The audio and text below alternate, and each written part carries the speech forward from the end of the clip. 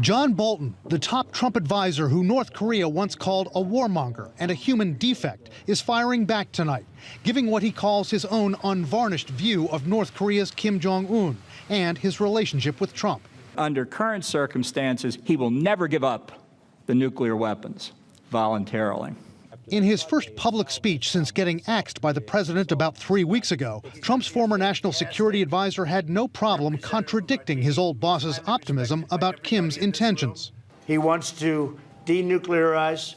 In fact, I think the contrary is true. I think the strategic decision that Kim Jong-un is operating through is that he will do whatever he can to keep a deliverable nuclear weapons capability. In candid comments and stark terms, Bolton made no bones about his belief that North Korea is a rogue regime led by a man who can't be trusted, something that put him in conflict with the president. We like each other, good relationship. As for the fact that Trump continues to brag that North Korea has stopped testing nuclear weapons, there's been no ballistic missile tests and there's been no nuclear tests. Bolton suggested that's not a sign of capitulation. It's evidence Kim Jong-un believes his program is ready. North Korea has, in its judgment, for well or ill, finished testing and can produce nuclear warheads and long-range ballistic missiles. That's not an encouraging sign. That's a sign to be worried about. And Bolton had a warning for the president regarding one of Trump's signature refrains on the pace of nuclear talks. I'm in no rush. I'm in no rush. When we say, well, we're in no rush for negotiations, we're in no rush for a resolution of this, we're saying to North Korea and Iran, take your time, keep going. You've got more time to plan, to test, to produce, to deploy these capabilities. The White House isn't commenting tonight on Bolton's criticisms, but Bolton is drawing criticism from other quarters. Some North Korea analysts say Bolton is looking at the nuclear talks too much in black and white terms, that he's ignoring a middle ground that President Trump could reach with the young dictator. He's a 30-something-year-old who wants to get his friends rich and be as rich as the rich people around the world. And he may be willing to sell off some parts of his arsenal to get that. Meantime, other analysts say Bolton went too far today by suggesting the U.S. should consider getting rid of Kim Jong-un. There are things we should look to and have serious discussions about. One is the possibility, limited though it may be, of regime change in North Korea. That's something the president and his top aides say they're not pursuing. Regime change can open the door to a lot of very disastrous end results. If you fail, clearly, North Korea may lash out at the South and our forces there, and even the continental U.S. Even if we succeed, we could have a quagmire there that is very hard to get out of. This guy has done everything possible, much worse than I ever thought, ever. The day after he was elected, I said, well, give him a chance. You never know, you'll see. But he's worse than I ever could have imagined. I wonder, as an actor, do you ever look at the president and think he's performing, like he's playing an act or something? In some ways, I think he is, but I think that it's, as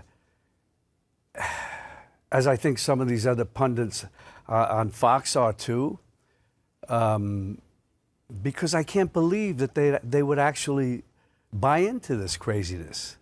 This guy should not be president, period. And when you say that, folks on Fox come after you. I remember the Tonys when you got up there and cursed. A lot of criticism of you.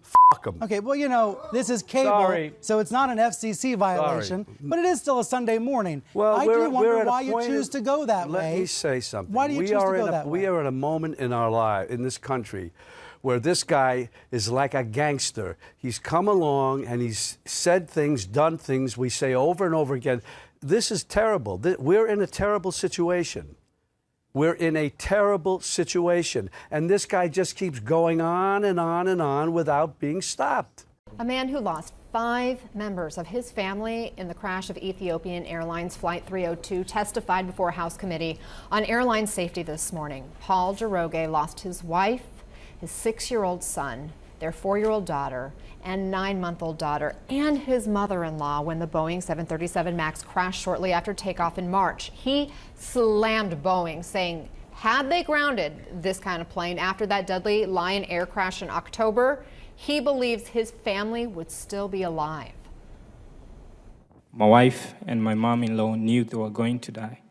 They had to somehow comfort the children during those final moments, knowing they were all their last. I wish I was there with them. It never leaves me that my family's flesh is there in Ethiopia, mixed with the soil, the jet fuel, and pieces of the aircraft. Every minute of every day, they would be all around me, full of life and health. I miss them every minute of every day. If Boeing's wrongful conduct continues, another plane will dive to the ground, killing me, you, or your children, or your members, or all other members of your family. It is you who must be the leaders in this fight for aviation safety in the world. Doroge says the FAA surrenders too much of its authority to Boeing. Boeing and the FAA are facing multiple investigations after two 737 MAX jets crashed within months of each other, killing 346 people.